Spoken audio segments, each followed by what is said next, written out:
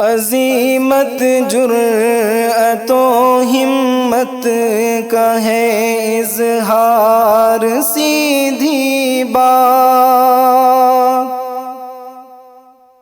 روایات صحافت کا علم بردار، سیدھی بات۔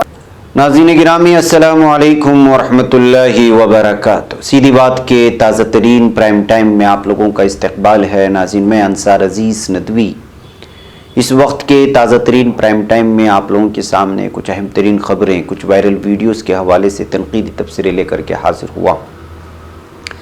ناظرین گرامی میں آپ کو بتاؤں گا کہ کس طرح سے اس وقت یو پی میں پیش آ رہے کچھ جرائم کو پوری طرح سے دبانے کی کوشش ہو رہی ہے۔ جرنلسٹ کو اس کے گھر کے ساتھ زندہ جلانے کی خبر جہاں آ رہی ہے، وہیں پر کشمیر سے بہت اندوہناک خبر آ رہی ہے کہ بہت سارے نوجوانوں پر ظلم و ستم کے پہاڑ توڑے گئے ہیں۔ کشمیر والا نے یہ رپورٹ کی ہے اور محبوبہ مفتی نے بھی بیان جاری کیا ہے۔ جے شری رام کے نعرے لگانے پر مجبور کرنے کی چیزیں سامنے آ رہی ہیں۔ تو نائجیریا میں کسانوں کا قتل عام ہوا ہے، جس میں 110 کسانوں کو ہلاک کیے جانے کی خبریں آ رہی ہیں۔ کسانوں نے دہلی کو چاروں طرف سے گھیرنے کا ایک مرتبہ پھر انتباہ دے دیا ہے، یعنی جو حالات ہیں دہلی کے، وہ کسانوں کو لے کر کے وہ ہنگامہ آ رہا ہے، ختم نہیں ہو رہی ہے۔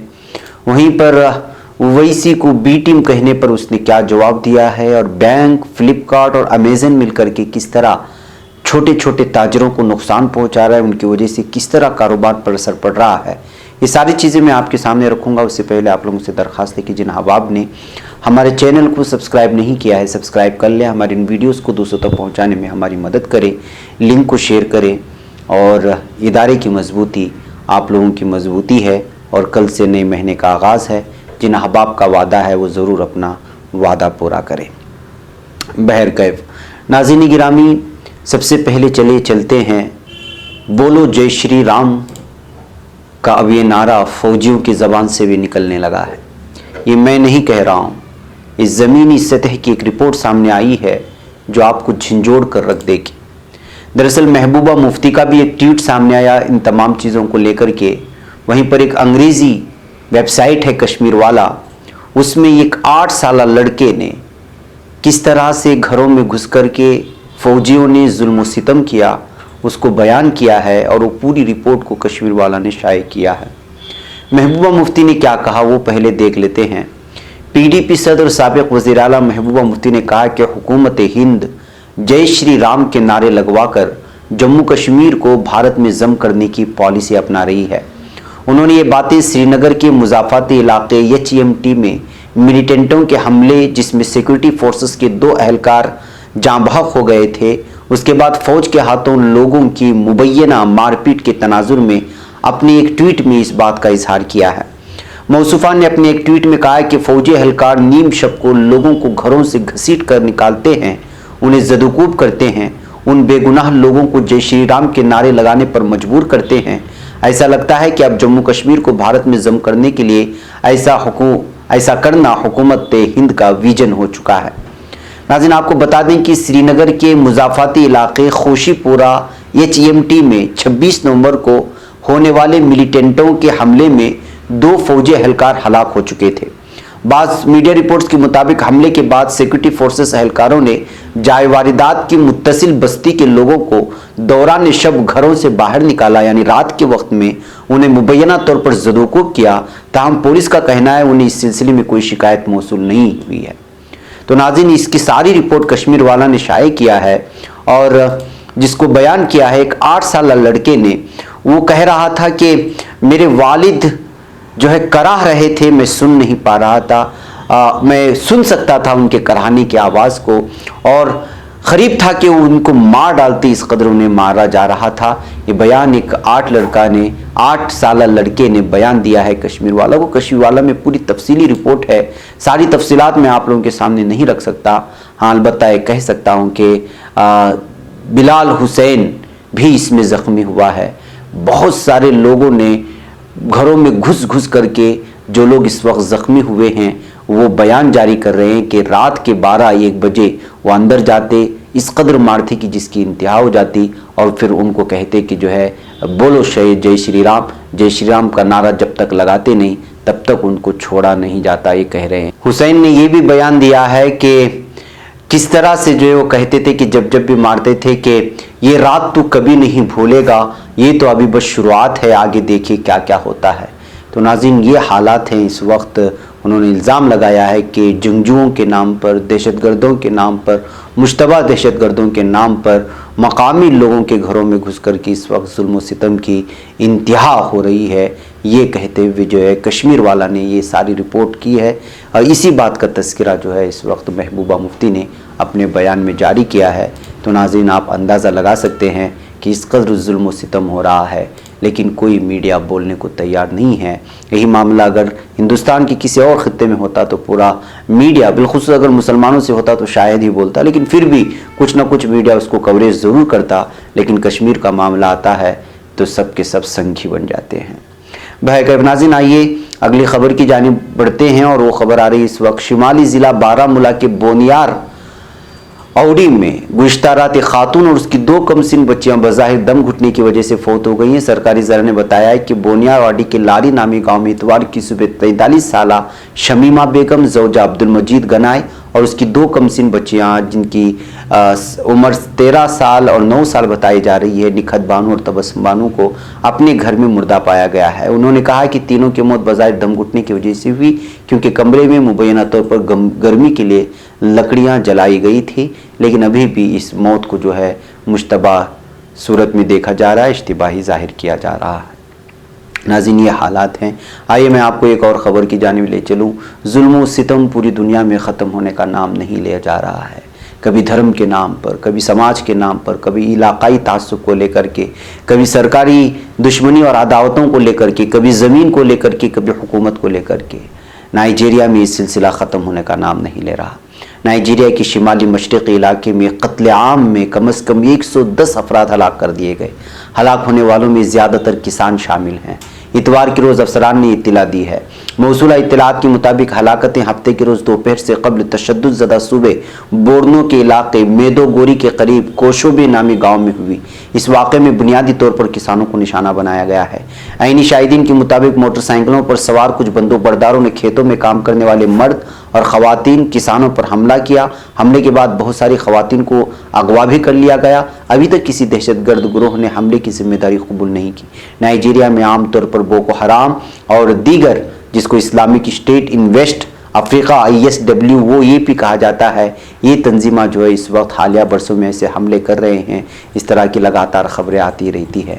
ناظرین مرنے والے بھی اپنے ہیں، مارنے والوں کے نام بھی دیکھیں گے تو اپنے جیسے لگتے ہیں، لیکن حقیقت یہ ہے کہ ان کا اسلام سے کوئی تعلق نہیں ہوتا۔ خیال کیا جاتا ہے کہ دونوں دہشت گرد گروہ افریقی خطے میں کافی سرگرم ہیں۔ انہوں نے گزشتہ ایک دہائی میں 30,000 سے زیادہ افراد کو ہلاک کیا ہے، جبکہ نائجر، چاڈ، کیمرون سمیت دیگر افریقی ممالک میں 2 لاکھ سے زیادہ افراد کو پناہ لینے پر مجبور کیا۔ تو ناظرین یہ حالات ہیں اس وقت دنیا کے، جہاں بھی دیکھیں۔ کل میں نے افغانستان کی بھی ایک سنائی تھی کہ کس طرح سے جو ہے کار بم دھماکے میں کتنے لوگ مر جاتے ہیں۔ یہ سب کیا ہو رہا ہے کچھ سمجھ میں نہیں جا رہا، یعنی کہ انسانوں کی کوئی جانوں کی قیمت باقی نہیں رہی، ایسا محسوس کیا جا سکتا ہے۔ ناظرین گرامی آئیے اب چلتے ہیں، دہلی کی بات کرتے ہیں۔ دہلی میں کسان اس وقت پوری طرح سے سرگرم ہو چکے ہیں۔ وہ کسی بھی طرح سے جو ہے اپنی تحریک کو ختم کرنا نہیں چاہتے جب تک کہ ان کے مطالبات پوری طرح سے جو ہے پورا نہ کیے جائیں۔ کسان تنظیموں نے حکومت کی تجویز کو ٹھکرا کر دہلی کو چاروں طرف سے گھیرنے کی وارننگ دیتے ہوئے کہا ہے کہ وہ بغیر کسی شرط کے ساتھ حکومت سے بات چیت کرنا چاہتے ہیں۔ کسان تنظیموں نے اتوار کو یہاں سنگھو بارڈر پریس کانفرنس میں کہا کہ اتفاق رائے سے حکومت کی تجویز کو ٹھکرانے کا فیصلہ کیا گیا ہے۔ انہوں نے کہا کہ براڈی کا میدان تحریک کی جگہ نہیں ہے بلکہ کھلی جیل ہے، اس لیے وہاں کسی بھی حال میں ہم نہیں جائیں گے، شرطوں کے ساتھ کسی بھی صورت میں بات چیت نہیں ہوگی۔ انہوں نے کہا کہ ان کے پاس 4 مہینوں کا راشن سمیت سارے انتظام ہیں۔ آنے والے دنوں میں دہلی کے 5 اہم آنے جانے والے راستوں کو پوری طرح سے جام کر دیا جائے گا، یعنی نہ دلی میں کوئی آ سکے گا اور نہ ہی دلی سے کوئی باہر جا سکے گا۔ پنجاب میں کسان پچھلے 2 مہینے سے جدوجہد کر رہے ہیں اور پچھلے 4 دنوں سے دہلی چلو مہم کے تحت کسان مختلف راستوں سے دہلی کی طرف بڑھ رہے ہیں۔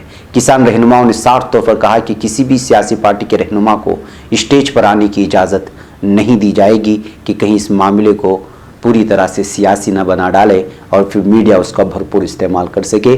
तो इस वक्त किसान पूरी तरह से जो है किस अंदाज में मैदान में उतर आए हैं, आप इससे जो है सबक ले सकते हैं। बिलखुसूस वो लोग जो तहरीक के नाम पर 1 घंटा एहतिजाज करके अपने हुकूक मनवाने के लिए फिर वापस चले जाते हैं। किसानों से सीखना चाहिए कि एहतिजाज किस तरह होते हैं और मुतालबात किस तरह हुकूमत के सामने रखे जाते हैं।